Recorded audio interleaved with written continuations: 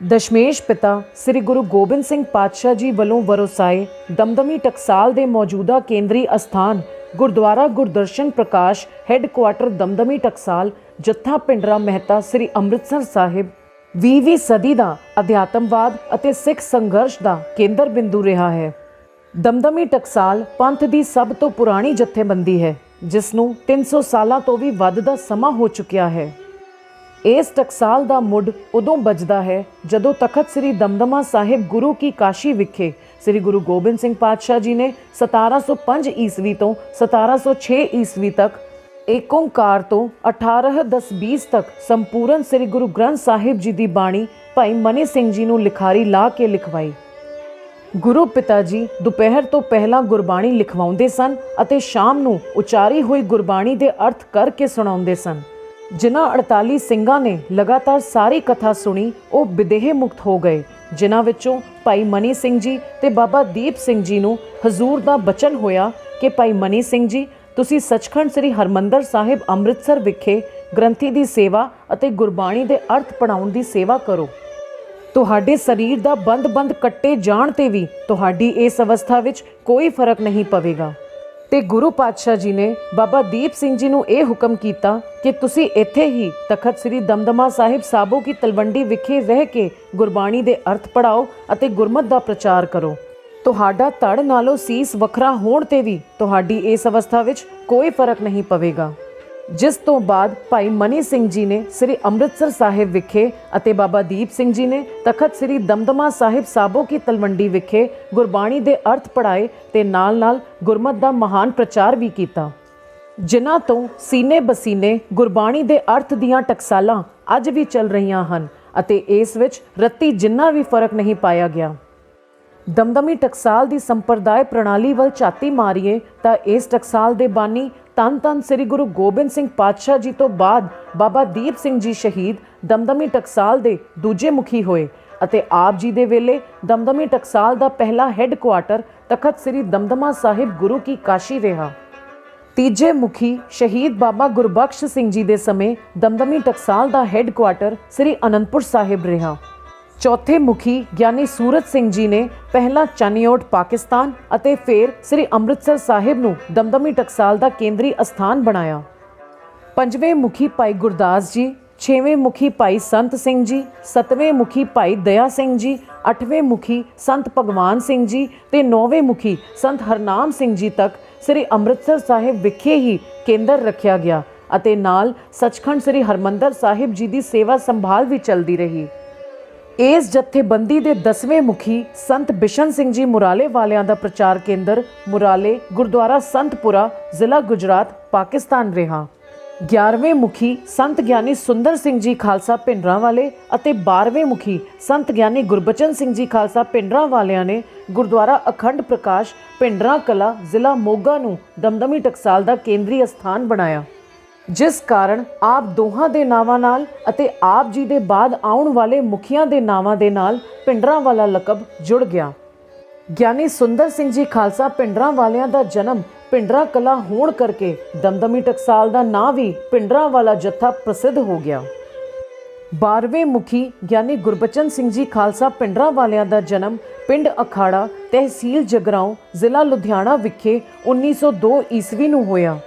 ਆਪ ਜੀ ਨੇ 5 ਪਿਆਰਿਆਂ ਵਿੱਚ ਸ਼ਾਮਲ ਹੋ ਕੇ ਅਨੇਕਾਂ ਪ੍ਰਾਣੀਆਂ ਨੂੰ ਖੰਡੇ ਬਾਟੇ ਦਾ ਅੰਮ੍ਰਿਤ ਛਕਾਇਆ, ਹਜ਼ਾਰਾਂ ਗ੍ਰੰਥੀ ਸਿੰਘ ਅਤੇ ਸੈਂਕੜੇ ਗਿਆਨੀ ਬਣਾਏ, ਗੁਰਮਤ ਦਾ ਮਹਾਨ ਪ੍ਰਚਾਰ ਕੀਤਾ।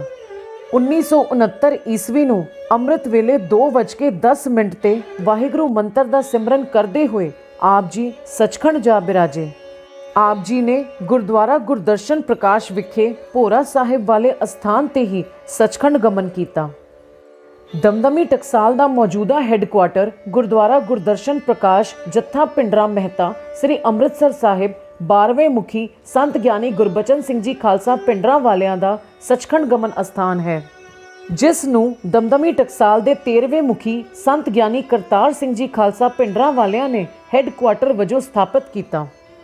ਸੰਤ ਗਿਆਨੀ ਕਰਤਾਰ ਸਿੰਘ ਜੀ ਖਾਲਸਾ ਭਿੰਡਰਾਂ ਵਾਲਿਆਂ ਦਾ ਜਨਮ 8 ਅਕਤੂਬਰ 1932 ਈਸਵੀ ਦਿਨ ਵੀਰਵਾਰ ਨੂੰ ਪਿੰਡ ਪੁਰਾਣੇ ਭੂਰੇ ਤਹਿਸੀਲ ਪੱਟੀ ਕਸੂਰ ਜ਼ਿਲ੍ਹਾ ਅੰਮ੍ਰਿਤਸਰ ਲਾਹੌਰ ਵਿਖੇ ਪਿਤਾ ਜਥੇਦਾਰ ਬਾਬਾ ਝੰਡਾ ਸਿੰਘ ਜੀ ਦੇ ਘਰ ਮਾਤਾ ਲਾਭ ਕੌਰ ਜੀ ਦੀ ਕੁੱਖੋਂ ਹੋਇਆ। ਦਸਮ ਪਾਤਸ਼ਾਹ ਜੀ ਦੇ 300 ਸਾਲਾ ਅਵਤਾਰ ਪੁਰਬ ਸਮੇਂ 18 ਜਨਵਰੀ 1967 ਈਸਵੀ ਦਿਨ ਬੁੱਧਵਾਰ ਨੂੰ ਤਖਤ ਸ੍ਰੀ ਹਰਮੰਦਰ ਜੀ ਪਟਨਾ ਸਾਹਿਬ ਵਿਖੇ ਸੰਤ ਗਿਆਨੀ ਗੁਰਬਚਨ ਸਿੰਘ ਜੀ ਖਾਲਸਾ ਪਿੰਡਰਾਂ ਵਾਲਿਆਂ ਨੇ ਆਪਣੇ ਹੱਥੀ ਟਕਸਾਲ ਦੀ ਸੇਵਾ ਤੇ ਸਿਰੋਪਾਓ ਆਪ ਜੀ ਨੂੰ 13ਵੇਂ ਮੁਖੀ ਵਜੋਂ ਦਿੱਤਾ। ਗੁਰਦੁਆਰਾ ਗੁਰਦਰਸ਼ਨ ਪ੍ਰਕਾਸ਼ ਜੱਥਾ ਪਿੰਡਰਾ ਮਹਿਤਾ ਸ੍ਰੀ ਅੰਮ੍ਰਿਤਸਰ ਸਾਹਿਬ ਤੋਂ ਹੀ ਸੰਤ ਗਿਆਨੀ ਕਰਤਾਰ ਸਿੰਘ ਜੀ ਖਾਲਸਾ ਪਿੰਡਰਾਂ ਵਾਲਿਆਂ ਨੇ ਸਿੱਖੀ ਪ੍ਰਚਾਰ ਪ੍ਰਸਾਰ ਲਈ ਅਜਿਹੀ ਲਹਿਰ ਆਰੰਭ ਕੀਤੀ ਕਿ ਜਿਸ ਵਿੱਚ ਲੱਖਾਂ ਪ੍ਰਾਣੀਆਂ ਨੂੰ ਉਹਨਾਂ ਨੇ ਸਿੱਖੀ ਦੀ ਮੁੱਖ ਧਾਰਾ ਵਿੱਚ ਲਿਆਂਦਾ ਅਤੇ ਦੇਹਧਾਰੀ ਗੁਰੂ ਤੇ ਨਕਲੀ ਨਿਰੰਕਾਰੀਆਂ ਦੇ ਖਿਲਾਫ ਜੱਦੋ-ਜਹਿਦ ਕੀਤੀ। ਆਪ ਜੀ ਨੇ ਕੀਰਤਨ ਵਿਦਿਆਲਾ ਕਾਇਮ ਕੀਤਾ, ਅਨੇਕਾਂ ਗਿਆਨੀ, ਰਾਗੀ ਅਤੇ ਗ੍ਰੰਥੀ ਸਿੰਘ ਬਣਾਏ, ਗੁਰਮਤ ਦਾ ਪ੍ਰਚਾਰ ਕਰਦੇ ਹੋਏ ਗੁਰਬਾਣੀ ਪੜ੍ਹਾਉਣ ਦੀ ਮਹਾਨ ਸੇਵਾ ਕੀਤੀ। ਸਮੇਂ ਦੀ ਹਕੂਮਤ ਵੱਲੋਂ ਭਾਰਤ ਵਿੱਚ ਲਗਾਈ ਗਈ ਐਮਰਜੈਂਸੀ ਨੂੰ ਤੋੜਨ ਵਾਸਤੇ ਆਪ ਜੀ ਵੱਲੋਂ ਫੈਸਲੇ ਲੈ ਕੇ ਸ੍ਰੀ ਗੁਰੂ ਤੇਗ ਬਹਾਦਰ ਪਾਤਸ਼ਾਹ ਜੀ ਦੀ 300 ਸਾਲਾ ਸ਼ਹੀਦੀ ਸ਼ਤਾਬਦੀ ਨੂੰ ਸਮਰਪਿਤ 37 ਵੱਡੇ ਨਗਰ ਕੀਰਤਨ ਪੂਰੇ ਦੇਸ਼ ਵਿੱਚ ਕੱਢੇ ਗਏ। ਆਪ ਜੀ 16 ਅਗਸਤ ਦਿਨ ਮੰਗਲਵਾਰ 1977 ਈਸਵੀ ਨੂੰ ਸੱਚਖੰਡ ਪਿਆਨਾ ਕਰ ਗਏ ਤੇ ਆਪ ਜੀ ਦੀ ਯਾਦ ਵਿੱਚ ਇਸ ਅਸਥਾਨ ਤੇ ਅੱਜ ਇੱਕ ਛੋਟਾ ਸ੍ਰੀ ਨਿਸ਼ਾਨ ਸਾਹਿਬ ਝੂਲ ਰਿਹਾ ਹੈ। ਸੰਤ ਕਰਤਾਰ ਸਿੰਘ ਜੀ ਖਾਲਸਾ ਪਿੰਡਰਾਂ ਵਾਲਿਆਂ ਦੇ ਸੱਚਖੰਡ ਪਿਆਨੇ ਉਪਰੰਤ 25 ਅਗਸਤ 1977 ਈਸਵੀ ਨੂੰ ਸੰਤ ਗਿਆਨੀ ਜਰਨੈਲ ਸਿੰਘ ਜੀ ਖਾਲਸਾ ਪਿੰਡਰਾਂ ਵਾਲਿਆਂ ਦੀ ਇਸੇ ਅਸਥਾਨ ਤੇ ਦਮਦਮੀ ਟਕਸਾਲ ਦੇ 14ਵੇਂ ਮੁਖੀ ਵਜੋਂ ਦਸਤਾਰਬੰਦੀ ਕੀਤੀ ਗਈ। ਆਪ ਜੀ ਦਾ ਜਨਮ 2 ਜੂਨ 1947 ਈਸਵੀ ਦਿਨ ਸੋਮਵਾਰ ਨੂੰ ਪਿੰਡ ਰੋਡੇ ਜ਼ਿਲ੍ਹਾ ਫਰੀਦਕੋਟ ਵਿਖੇ ਪਿਤਾ ਜਥੇਦਾਰ ਬਾਬਾ ਜੋਗਿੰਦਰ ਸਿੰਘ ਜੀ ਅਤੇ ਮਾਤਾ ਨਿਹਾਲ ਕੌਰ ਜੀ ਦੇ ਘਰ ਹੋਇਆ। ਆਪ ਜੀ ਨੇ ਇਸ ਅਸਥਾਨ ਨੂੰ ਕੇਂਦਰੀ ਧੁਰਾ ਬਣਾ ਕੇ ਦੇਸ਼ ਭਰ ਵਿੱਚ ਸਿੱਖੀ ਦਾ ਜ਼ੋਰ ਸ਼ੋਰ ਨਾਲ ਪ੍ਰਚਾਰ ਕਰਨ ਤੋਂ ਇਲਾਵਾ ਇੱਕ ਕੌਮੀ ਜਰਨੈਲ ਵਜੋਂ ਇੱਥੋਂ ਹੀ ਕਈ ਵੱਡੇ ਕੌਮੀ ਅਤੇ ਧਾਰਮਿਕ ਫੈਸਲੇ ਲਏ ਤੇ ਅਖੀਰ ਸੰਤ ਗਿਆਨੀ ਜਰਨੈਲ ਸਿੰਘ ਜੀ ਖਾਲਸਾ ਪਿੰਡਰਾਂ ਵਾਲੇ ਗੁਰੂ ਧਾਮਾਂ ਦਾ ਅਦਬ ਸਤਕਾਰ ਕਾਇਮ ਰੱਖਣ ਵਾਸਤੇ ਸਿੱਖ ਕੌਮ ਦੇ ਹੱਕਾਂ ਦੀ ਪ੍ਰਾਪਤੀ ਲਈ ਅਤੇ ਖਾਲਸਾ ਪੰਥ ਦੀ ਚੜ੍ਹਦੀ ਕਲਾ ਵਾਸਤੇ ਸ੍ਰੀ ਅਕਾਲ ਤਖਤ ਸਾਹਿਬ ਜੀ ਦੇ ਸਨਮੁਖ ਜ਼ਾਲਮਾਂ ਨਾਲ ਜੂਝਦਿਆਂ 6 ਜੂਨ 1984 ਈਸਵੀ ਦਿਨ ਬੁੱਧਵਾਰ ਨੂੰ ਸਵੇਰੇ 8:45 ਤੇ ਸ਼ਹੀਦੀ ਪਾ ਗਏ। ਆਪ ਜੀ ਦੇ ਨਾਲ ਬਾਬਾ ਠਾਰਾ ਸਿੰਘ ਜੀ, ਭਾਈ ਅਮਰੀਕ ਸਿੰਘ ਜੀ, ਜਨਰਲ ਸੁਬੇਗ ਸਿੰਘ ਜੀ ਤੇ ਹੋਰ ਅਨੇਕ ਸਿੰਘਾਂ ਨੇ ਵੀ ਸ਼ਹਾਦਤ ਦਾ ਜਾਮ ਪੀਤਾ। ਜੂਨ 1984 ਈਸਵੀ ਵਿੱਚ ਸੰਤ ਗਿਆਨੀ ਜਰਨੈਲ ਸਿੰਘ ਜੀ ਖਾਲਸਾ ਪਿੰਡਰਾਂ ਵਾਲਿਆਂ ਦੀ ਸ਼ਹਾਦਤ ਤੋਂ ਬਾਅਦ ਖਾਲਸਾ ਪੰਥ ਵੱਲੋਂ ਸੰਤ ਬਾਬਾ ਠਾਕੁਰ ਸਿੰਘ ਜੀ ਖਾਲਸਾ ਪਿੰਡਰਾਂ ਵਾਲਿਆਂ ਨੂੰ ਦਮਦਮੀ ਟਕਸਾਲ ਦੇ 15ਵੇਂ ਮੁਖੀ ਵਜੋਂ ਸੇਵਾ ਸੌਂਪੀ ਗਈ ਤੇ ਆਪ ਜੀ ਨੇ 21 ਸਾਲ ਲਗਾਤਾਰ ਇਸ ਅਸਥਾਨ ਨੂੰ ਕੇਂਦਰੀ ਧੁਰਾ ਬਣਾ ਕੇ ਦੇਸ਼ਾਂ ਵਿਦੇਸ਼ਾਂ ਵਿੱਚ ਸਿੱਖੀ ਦੇ ਪ੍ਰਚਾਰ ਲਈ ਖਾਸ ਉਪਰਾਲੇ ਕੀਤੇ। ਆਪ ਜੀ ਨੇ ਸ੍ਰੀ ਅਕਾਲ ਤਖਤ ਸਾਹਿਬ ਜੀ ਦੀ ਮੁੜ ਉਸਾਰੀ ਦੀ ਕਾਰ ਸੇਵਾ ਵੀ ਕਰਵਾਈ। ਆਪ ਜੀ ਦਾ ਜਨਮ 1915 ਈਸਵੀ ਨਗਰ ਈਚੋ ਗਿੱਲ ਜ਼ਿਲ੍ਹਾ ਲਾਹੌਰ ਪਾਕਿਸਤਾਨ ਵਿਖੇ ਹੋਇਆ। ਆਪ ਜੀ ਦੇ ਪਿਤਾ ਬਾਬਾ ਬਹਾਦਰ ਸਿੰਘ ਜੀ ਤੇ ਮਾਤਾ ਪ੍ਰੇਮ ਕੌਰ ਜੀ ਸਨ। ਆਪ ਜੀ 1945 ਈਸਵੀ ਨੂੰ ਜੱਥੇ ਵਿੱਚ ਆਏ ਸਨ। ਸੇਵਾ ਸਿਮਰਨ ਅਤੇ ਗੁਰਸਿੱਖੀ ਦਾ ਪ੍ਰਚਾਰ ਕਰਦਿਆਂ ਅਖੀਰ 24 ਦਸੰਬਰ 2004 ਈਸਵੀ ਦਿਨ ਸ਼ੁੱਕਰਵਾਰ ਨੂੰ ਆਪ ਜੀ ਸੱਚਖੰਡ ਜਾ ਬਿਰਾਜੇ।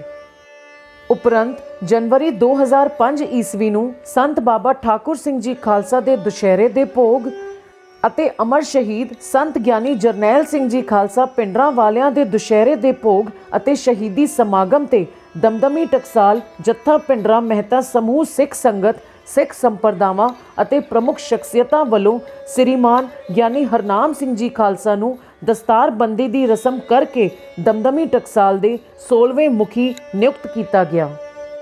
ਆਪ ਜੀ ਦਾ ਜਨਮ 23 ਮਈ ਦਿਨ ਵੀਰਵਾਰ 1968 ਈਸਵੀ ਨੂੰ ਅੰਮ੍ਰਿਤ ਵੇਲੇ 1 ਵਜੇ ਪਿੰਡ ਧੂਮਾ, ਤਹਿਸੀਲ ਰਾਜਪੁਰਾ, ਜ਼ਿਲ੍ਹਾ ਪਟਿਆਲਾ ਵਿਖੇ ਸਤਿਕਾਰਯੋਗ ਪਿਤਾ ਸਰਦਾਰ ਤ੍ਰਿਲੋਚਨ ਸਿੰਘ ਜੀ ਦੇ ਗ੍ਰਹਿ ਵਿਖੇ ਮਾਤਾ ਅਵਤਾਰ ਕੌਰ ਜੀ ਦੀ ਕੁੱਖੋਂ ਹੋਇਆ। ਸਤਿਗੁਰੂ ਜੀ ਦੀ ਕਿਰਪਾ ਨਾਲ ਆਪ ਜੀ ਅੱਜਕੱਲ ਚੜ੍ਹਦੀ ਕਲਾ ਵਿੱਚ ਦਮਦਮੀ ਟਕਸਾਲ ਦੀ ਸੇਵਾ ਨਿਭਾ ਰਹੇ ਹਨ। ਆਪ ਜੀ ਨੂੰ ਸੰਤ ਪਿੰਡਰਾਂ ਵਾਲਿਆਂ ਵੱਲੋਂ 10 ਸਾਲ ਦੀ ਉਮਰ ਵਿੱਚ ਜੱਥੇ ਵਿੱਚ ਲਿਆਂਦਾ ਗਿਆ ਸੀ ਤੇ ਆਪ ਜੀ ਨੇ ਧਰਮ ਯੁੱਧ ਮੋਰਚੇ ਦੌਰਾਨ ਗ੍ਰਿਫਤਾਰੀ ਦਿੱਤੀ ਅਤੇ ਬਾਅਦ ਵਿੱਚ ਅਣਮਨੁੱਖੀ ਤਸ਼ੱਦਦ ਸਹਿਣ ਤੋਂ ਇਲਾਵਾ ਨਾਭਾ ਜੇਲ੍ਹ ਵਿੱਚ ਵੀ ਨਜ਼ਰਬੰਦ ਰਹੇ। ਉਪਰੰਤ ਬਾਬਾ ਠਾਕੁਰ ਸਿੰਘ ਜੀ ਨੇ ਆਪ ਜੀ ਨੂੰ ਅਮਰੀਕਾ ਭੇਜ ਦਿੱਤਾ, ਜਿੱਥੇ ਆਪ ਜੀ ਨੇ ਸਿਮਰਨ ਦਾ ਅਭਿਆਸ ਕੀਤਾ ਅਤੇ ਹਜ਼ਾਰਾਂ ਮਨੁੱਖਾਂ ਨੂੰ ਗੁਰੂ ਘਰ ਨਾਲ ਜੋੜਿਆ। ਗਿਆਨੀ ਹਰਨਾਮ ਸਿੰਘ ਜੀ ਖਾਲਸਾ ਨੇ ਜਥੇਬੰਦੀ ਦੀ ਜ਼ਿੰਮੇਵਾਰੀ ਸੰਭਾਲਣ ਤੋਂ ਬਾਅਦ ਦਮਦਮੀ ਟਕਸਾਲ ਅਤੇ ਸਿੱਖ ਪੰਥ ਵਿੱਚ ਕਈ ਇਤਿਹਾਸਕ ਕਾਰਜ ਕੀਤੇ। ਆਪ ਜੀ ਨੇ ਸੰਤ ਗਿਆਨੀ ਜਰਨੈਲ ਸਿੰਘ ਜੀ ਖਾਲਸਾ ਭਿੰਡਰਾਂਵਾਲਿਆਂ ਦੀ ਸ਼ਹੀਦੀ ਦਾ ਐਲਾਨ ਕਰਦਿਆਂ ਕੌਮ ਵਿੱਚ ਪਾਈ ਜਾ ਰਹੀ ਦੁਬਿਧਾ ਦੂਰ ਕੀਤੀ। ਕੌਮ ਵਿੱਚ ਜਾਗ੍ਰਿਤੀ ਪੈਦਾ ਕਰਨ ਲਈ ਫਰਵਰੀ 2006 ਈਸਵੀ ਵਿੱਚ ਵਿਰਸਾ ਸੰਭਾਲ ਵਿਸ਼ਵ ਸਿੱਖ ਸੰਮੇਲਨ ਸ੍ਰੀ ਫਤਿਹਗੜ੍ਹ ਸਾਹਿਬ ਵਿਖੇ ਅਤੇ ਦਮਦਮੀ ਟਕਸਾਲ ਦੀ 300 ਸਾਲਾ ਸਥਾਪਨਾ ਦਿਵਸ ਤਖਤ ਸ੍ਰੀ ਦਮਦਮਾ ਸਾਹਿਬ ਸਾਬੋ ਕੀ ਤਲਵੰਡੀ ਵਿਖੇ ਬੜੇ ਵੱਡੇ ਪੱਧਰ ਤੇ ਮਨਾਏ ਗਏ। ਆਪ ਜੀ ਨੇ ਸਿੱਖ ਇਤਿਹਾਸ ਨੂੰ ਸੰਭਾਲਣ ਦੇ ਸਿਰ ਤੋੜ ਯਤਨ ਵਜੋਂ ਸੱਚਖੰਡ ਸ੍ਰੀ ਦਰਬਾਰ ਸਾਹਿਬ ਕੰਪਲੈਕਸ ਵਿੱਚ ਸ੍ਰੀ ਅਕਾਲ ਤਖਤ ਸਾਹਿਬ ਜੀ ਦੇ ਨਜ਼ਦੀਕ ਸੰਤ ਗਿਆਨੀ ਜਰਨੈਲ ਸਿੰਘ ਜੀ ਖਾਲਸਾ ਭਿੰਡਰਾਂਵਾਲਿਆਂ ਸਮੇਤ 1984 ਦੇ ਘੱਲੂਘਾਰੇ ਦੇ ਸ਼ਹੀਦਾਂ ਦੀ ਯਾਦ ਵਿੱਚ ਗੁਰਦੁਆਰਾ ਯਾਦਗਾਰ ਸ਼ਹੀਦਾਂ ਦੀ ਉਸਾਰੀ ਵੀ ਕਰਵਾਈ ਅਤੇ ਹੁਣ ਸ਼ਹੀਦੀ ਗੈਲਰੀ ਦਾ ਕੰਮ ਜਾਰੀ ਹੈ। ਸੰਤ ਗਿਆਨੀ ਜਰਨੈਲ ਸਿੰਘ ਜੀ ਖਾਲਸਾ ਭਿੰਡਰਾਂਵਾਲਿਆਂ ਦੇ ਜਨਮ ਅਸਥਾਨ ਤੇ ਸ਼ਾਨਦਾਰ ਗੁਰਦੁਆਰਾ ਸੰਤ ਖਾਲਸਾ ਦਾ ਨਿਰਮਾਣ ਵੀ ਕਰਵਾਇਆ। ਸੰਤ ਗਿਆਨੀ ਹਰਨਾਮ ਸਿੰਘ ਖਾਲਸਾ ਜੀ ਦੀ ਅਗਵਾਈ ਵਿੱਚ ਹੀ 23, 24 ਅਤੇ 25 ਅਕਤੂਬਰ 2019 ਈਸਵੀ ਨੂੰ ਦਮਦਮੀ ਟਕਸਾਲ ਦੇ ਮੌਜੂਦਾ ਹੈੱਡਕੁਆਟਰ ਗੁਰਦੁਆਰਾ ਗੁਰਦਰਸ਼ਨ ਪ੍ਰਕਾਸ਼ ਮਹਿਤਾ ਦਾ 50 ਸਾਲਾ ਸਥਾਪਨਾ ਦਿਹਾੜਾ ਬੜੀ ਧੂਮ-ਧਾਮ ਨਾਲ ਮਨਾਇਆ ਗਿਆ ਸੀ। ਦਮਦਮੀ ਟਕਸਾਲ ਦੇ ਮੌਜੂਦਾ ਹੈੱਡਕੁਆਟਰ ਗੁਰਦੁਆਰਾ ਗੁਰਦਰਸ਼ਨ ਪ੍ਰਕਾਸ਼ ਜੱਥਾ ਭਿੰਡਰਾਂ ਮਹਿਤਾ ਦੀ ਸੋਹਣੀ ਇਮਾਰਤ ਬਣਾਉਣ ਦਾ ਫੈਸਲਾ 13ਵੇਂ ਮੁਖੀ ਸੰਤ ਗਿਆਨੀ ਕਰਤਾਰ ਸਿੰਘ ਜੀ ਖਾਲਸਾ ਭਿੰਡਰਾਂਵਾਲਿਆਂ ਨੇ ਲਿਆ, ਜਿਸ ਉਪਰੰਤ ਸਤੰਬਰ ਅਕਤੂਬਰ 1969 ਈਸਵੀ ਨੂੰ ਇਸ ਪਾਵਨ ਅਸਥਾਨ ਦੀਆਂ 6-6 ਫੁੱਟ ਚੌੜੀਆਂ ਤੇ ਡੂੰਘੀਆਂ ਨੀਹਾਂ ਭਰੀਆਂ ਗਈਆਂ। ਮਹਾਂਪੁਰਖਾਂ ਵੱਲੋਂ ਗੁਰਮਤ ਪ੍ਰਚਾਰ ਦੇ ਨਾਲ-ਨਾਲ ਇਸ ਕੇਂਦਰੀ ਅਸਥਾਨ ਦੀ ਉਸਾਰੀ ਮੌਕੇ ਜੂਨ-ਜੁਲਾਈ ਦੀ ਤਿੱਖੜ ਦੁਪਹਿਰਿਆਂ 'ਚ ਆਪ ਹੱਥੀਂ ਸੇਵਾ ਕੀਤੀ ਗਈ। ਇਸ ਪਾਵਨ ਅਸਥਾਨ ਦੀ ਉਸਾਰੀ ਵਿੱਚ ਦਮਦਮੀ ਟਕਸਾਲ ਦੇ 4 ਮੁਖੀ ਮਹਾਂਪੁਰਖਾਂ ਸੰਤ ਬਾਬਾ ਕਰਤਾਰ ਸਿੰਘ ਜੀ ਖਾਲਸਾ, ਸੰਤ ਗਿਆਨੀ ਜਰਨੈਲ ਸਿੰਘ ਜੀ ਖਾਲਸਾ, ਸੰਤ ਬਾਬਾ ਠਾਕੁਰ ਸਿੰਘ ਜੀ ਤੇ ਮੌਜੂਦਾ ਮੁਖੀ ਸੰਤ ਗਿਆਨੀ ਹਰਨਾਮ ਸਿੰਘ ਜੀ ਖਾਲਸਾ ਤੋਂ ਇਲਾਵਾ 78 ਦੇ ਸਾਕੇ ਦੇ ਸ਼ਹੀਦ ਫੌਜੀ ਰਣਬੀਰ ਸਿੰਘ ਜੀ, ਬਾਬਾ ਠਾਰਾ ਸਿੰਘ ਜੀ ਅਤੇ ਭਾਈ ਅਮਰੀਕ ਸਿੰਘ ਜੀ ਪ੍ਰਧਾਨ ਆਲ ਇੰਡੀਆ ਸਿੱਖ ਸਟੂਡੈਂਟਸ ਫੈਡਰੇਸ਼ਨ ਸਮੇਤ 84 ਦੇ ਘੱਲੂਘਾਰੇ ਸ਼ਹੀਦੀਆਂ ਪ੍ਰਾਪਤ ਕਰਨ ਵਾਲੇ ਸਿੰਘਾਂ ਨੇ ਆਪਣੇ ਹੱਥੀਂ ਰੋੜੀ ਕੁੱਟਣ, ਸਿਰਾਂ ਉੱਪਰ ਇੱਟਾਂ ਅਤੇ ਟੋਕਰੀਆਂ ਢੋਣ ਅਤੇ ਕਹੀਆਂ ਚਲਾਉਣ ਦੀ ਸੇਵਾ ਨਿਭਾਈ। ਇਸ ਪਾਵਨ ਅਸਥਾਨ ਤੇ ਗੁਰਮਤ ਵਿਦਿਆ, ਗੁਰਬਾਣੀ ਦਾ ਸ਼ੁੱਧ ਪਾਠ, ਕਥਾ, ਰਾਗ ਵਿਦਿਆ ਆਦਿ ਦੀ ਸਿਖਲਾਈ ਦਿੱਤੀ ਜਾਂਦੀ ਹੈ। ਗੁਰੂ ਕਾ ਲੰਗਰ ਅਟੁੱਟ ਚੱਲਦਾ ਹੈ। ਇੱਥੇ ਸੰਗਰਾਂਦ ਅਤੇ ਹਰ ਐਤਵਾਰ ਨੂੰ ਅੰਮ੍ਰਿਤ ਸੰਚਾਰ ਹੁੰਦਾ ਹੈ। ਯਾਤਰੂਆਂ ਦੀ ਰਿਹਾਇਸ਼ ਲਈ ਵੀ ਗੁਰਮੁਖ ਨਿਵਾਸ ਵਿੱਚ ਪੂਰਾ ਪ੍ਰਬੰਧ ਹੈ। ਇੱਥੋਂ ਹੀ ਸਿੱਖੀ ਪ੍ਰਚਾਰ ਲਈ ਦਮਦਮੀ ਟਕਸਾਲ ਦੀਆਂ ਬ੍ਰਾਂਚਾਂ ਵਜੋਂ 17 ਗੁਰਦੁਆਰਿਆਂ ਦਾ ਪ੍ਰਬੰਧ 5 ਵਿਦੇਸ਼ਾਂ 'ਚ ਅਤੇ 12 ਪੰਜਾਬ 'ਚ ਅਤੇ 5 ਵਿਦਿਅਕ ਅਦਾਰਿਆਂ ਤੋਂ ਇਲਾਵਾ ਇੱਕ ਹਸਪਤਾਲ ਵੀ ਲੋਕ ਸੇਵਾ ਹਿੱਤ ਚਲਾਏ ਜਾ ਰਹੇ ਹਨ। ਵਾਹਿਗੁਰੂ ਜੀ ਕਾ ਖਾਲਸਾ, ਵਾਹਿਗੁਰੂ ਜੀ ਕੀ ਫਤਿਹ।